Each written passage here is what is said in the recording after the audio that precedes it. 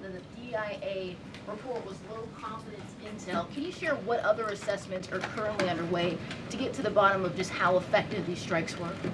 Yes. Well, I can assure you what the CIA director said, that when we look at the entirety of the intelligence that we have to this date, it concludes that these strikes on the Iranian nuclear facilities were absolutely successful. It was a total obliteration, as the president said, and not only does our own intelligence say that, but also the Iranian foreign minister has said that.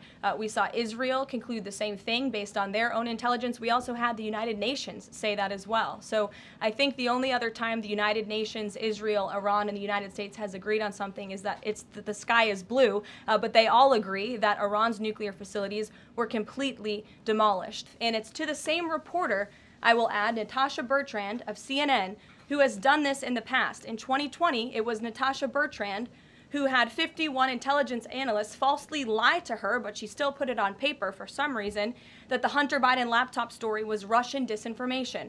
We all know that's not true, right? We can all agree on that now. That was a lie from the intelligence community. Also in 2020, this same reporter, Natasha Bertrand, wrote that a top intel agency ruled out the man-made lab leak theory of the coronavirus origins. Again, the president was right about that. This reporter wrote a lie from the intelligence community to seek a narrative she wanted to prove, and guess what? We now know that's the truth. Also, in 2024, Bertrand pushed the suckers and losers hoax. She also pushed the fine people hoax, which was taking the president's words purposely out of context. And then last October, and I believe this is notable, Natasha Bertrand published an article in Politico from the intelligence agency. She said that John Ratcliffe was speaking without any evidence when he said Iran was attempting to undermine President Trump's presidential campaign.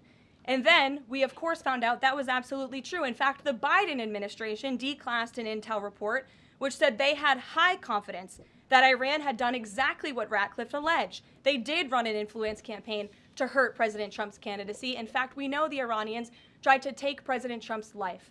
And so this is a reporter who has been unfortunately used by people who dislike Donald Trump in this government to push fake and false narratives. She should be ashamed of herself.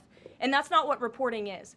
Journalism is trying to find the facts and the truth. And this week we saw this same reporter being used to push a fake narrative to try to undermine the President of the United States, and more importantly, the brave fighter pilots who conducted one of the most successful operations in United States history. And I think the American people fully know that this operation was a complete and total success.